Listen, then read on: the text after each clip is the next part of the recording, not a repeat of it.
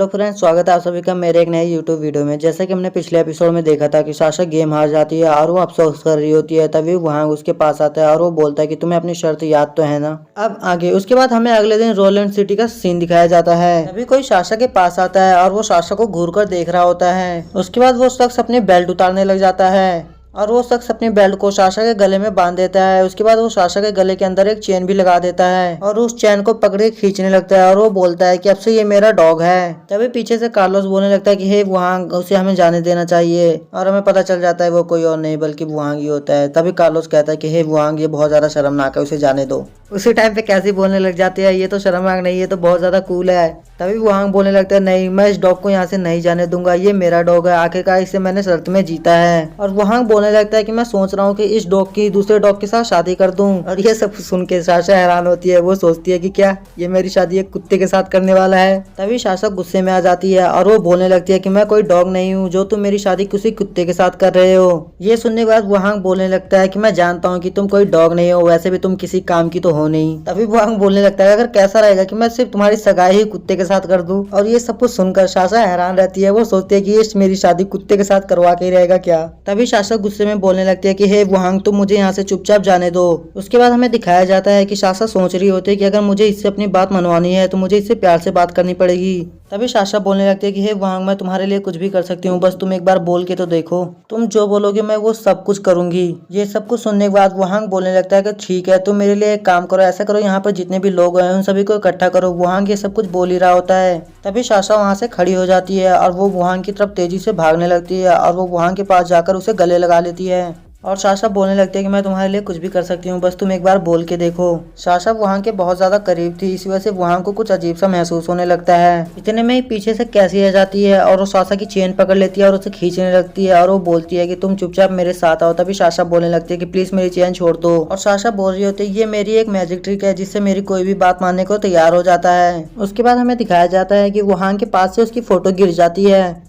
तभी साशा की नजर उस फोटो पे जाती है और उस फोटो को देखने के बाद साशा बोलने लगती है कि क्या ये तुम हो। ये सुनने के बाद वुआंग बोलने लगता है, हाँ ये मैं हूँ। और वुआंग अपनी फोटो उठा रहा होता है। तभी साशा बोलती है कि ये नामुमकिन है, ये कैसे हो सकता है कि भला तुम उस लेजेंड को हरा दो। उसके बाद साशा बताने लगती है कि मैंने उस लेजेंड के बारे में सुना है, वो बहुत ज्यादा पावरफुल है और बहुत सभी लोगों को आसानी से मार देता है। तभी साशा बोलने लगती है कि तुम लोग झूठ बोल रहे हो, भला तुम लोगों का छोटा सा ग्रुप उस लेजेंड को कैसे हरा सकता है। ये सुनने के बाद वुआंग बोलने लगता है कि हमने उसे हराया है और इसका सबूत तुम्हारी आंखों के सामने है। ये फोटो को देख रही हो ना, इसमें मैंने उसे हराया है। तभी साशा बोलने लगती है कि अच्छा, तो तुमने उसे हराया है, तो चलो मुझे भी बताओ कि तुमने उसे कैसे हराया। उसके बाद हमें दिखाया जाता है कि वुआंग अपनी फोटो टाउन के अंदर सभी को दिखा रहा होता है और चेन को पकड़ के खींच रहा होता है। तभी साशा बोलती है कि तुम चेन को खींचना बंद करो। उसके बाद हमें वुआंग को दिखाया जाता है जहाँ पर वुआंग बोल रहा होता है कि आज का सारा काम खत्म हो चुका है। फिर सीन शिफ्ट होता है और हमें महल का सीन दिखाया जाता है जहाँ पे कारना के फादर बोल रहे होते हैं कि इन बक्सों को जल्द से जल्द अंदर रख दो।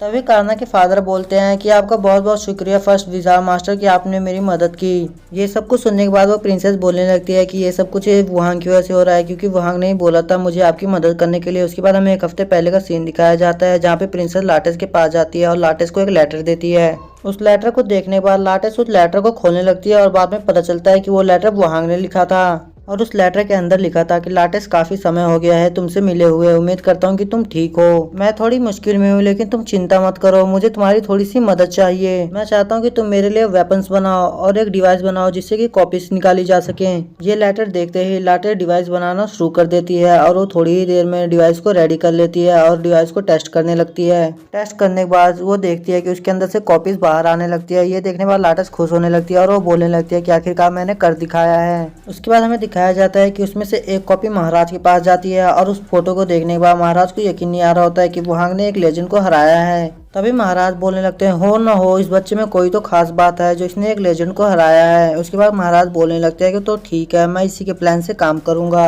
उसके बाद महाराज वहाँ पे जितने भी लोग होते हैं उन्हें बोलने लगते हैं कि इन बॉक्सों को जल्दी जल्दी मेरे रूम के अंदर रख दो। तभी महाराज बोलने लगते हैं कि तो ठीक है वुआंग, तुमने मुझसे जैसा करने के लिए कहा है मैं वैसा ही करूंगा। और फिर हमें रात का सीन दिखाया जाता है जहाँ पर महल के ऊपर कुछ लोग चढ़े होते हैं। तभी उनमें से एक शख्स बोलने लगता है कि हमें महाराज ने जैसा करने के लिए कहा है, अगर हम वैसा ही करते हैं तो हो सकता है हमें इनाम मिले। उसके बाद वो सभी एक छत से दूसरे छत से कूदने लगते हैं और वो सभी वहाँ की फोटोज को हवा में उड़ा रहे होते हैं। और ये सब कुछ देखने के बाद वहाँ के लोग भी हैरान होते हैं कि आखिरकार ये आसमान से क्या गिर रहा है। तभी हमें दिखाया जाता है कि कोई उस फोटो को देखने के बाद बहुत ज्यादा गुस्सा होने लगता है और उस फोटो को फाड़कर फेंक देता है। उसी टाइम पे वहाँ पे हमें दिखाया जाता है कि कोई शख्स बैठकर माफी मांग रहा होता है और वो बोलता है कि मैडम ये फोटोज हमारे पूरे टाउन के अंदर फैलाई गई हैं। ये सुनने के बाद वो चर्च वाली मैडम को गुस्सा आने लगता है। ये असल में वही सेरेमनी वाली मैडम होती है और वो बोलने लगती है कि आखिरकार ये फोटोज किसने यहाँ पे फैलाई हैं। और फिर वो सेरेमनी वाली मैडम बोलने लगती है कि हमें और भी लोगों को अपनी फोर्स के अंदर भर्ती करना पड़ेगा, इसलिए वो ऑर्डर दे देती है कि जितने भी लोग हैं उन सभी को इकट्ठा करके लाओ। उसके बाद हमें अगले दिन सुबह का सीन दिखाया जाता है जहाँ पे सभी लोगों को बुलाया गया होता है और तभी वहाँ पे वो सेरेमनी वाली मैडम आती है और वो बोलने लगती है कि आप सभी लोगों का स्वागत है, आप सभी को हमारी फोर्स के अंदर शामिल होना है। ये बोलने के बाद वो अपने हाथों से ताली बजाने लगती है और इशारा करके किसी को बुलाती है। उसके बाद में हमें दिखाया जाता है वहाँ पे एक लड़की को बंदी बना के लाया जाता है और वो लड़की बोल रही होती है कि मुझे माफ कीजिए लेकिन मैं आप लोगों के फौज के अंदर ज्वाइन नहीं होना चाहती।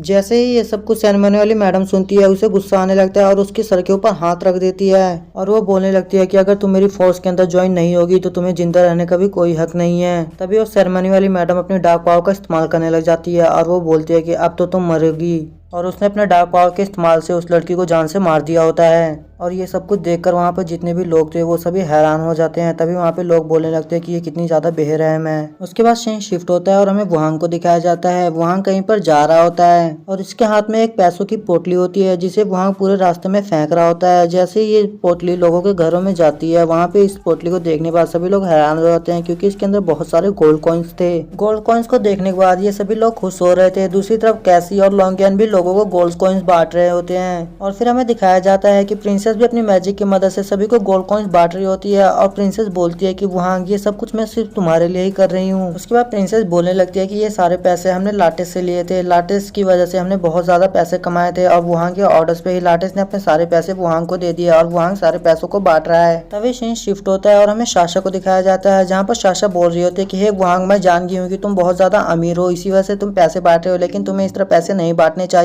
ये सुनने के बाद वुहांग बोलने लगता है कि कल सुबह एक बहुत बड़ी वॉर होने वाली है और उस वॉर में हमें इन सभी लोगों की जरूरत पड़ेगी, इसी वजह से हम इन्हें पैसे दे रहे हैं जिसकी वजह से ये बाद में हमारी तरफ ही आएंगे। तभी साशा बोलने लगती है कि मुझे ऐसा नहीं लगता कि ये लोग तुम्हारी वॉर में कोई मदद करेंगे, अगर वॉर हुई भी तो ये लोग किसी सेफ जगह पे चले जाएंगे। ये सब कुछ सुनने के बाद वुहांग साशा के करीब जाने लगता है और साशा के पास जाके कहता है कि लगता है तुम्हें सब कुछ पहले से ही पता है, लेकिन मुझे इन लोगों के ऊपर भरोसा है और मुझे पूरा यकीन है कि ये लोग हमें छोड़कर नहीं जाएंगे। तभी वुहांग बोलने लगता है कि हे साशा, कैसा रहेगा हम एक बार फिर से शर्त लगाएं, अगर इस बार तुम जीती तो मैं खुद को तुम्हें सौंप दूंगा और तुम जैसा भी बोलोगी मैं वो सब कुछ करूंगा। और ये सब कुछ सुनने के बाद साशा बोलने लगती है कि नहीं, मैं कोई भी शर्त नहीं लगाना चाहती और ना ही मैं तुम्हें कुछ आसानी से दूंगी। और ये एपिसोड हमारा यहीं पे एंड होता है। तो मिलते हैं और किसी वीडियो में। वीडियो अच्छी लगी हो तो वीडियो को लाइक कर दो और चैनल पे नए हो तो चैनल को सब्सक्राइब कर लो।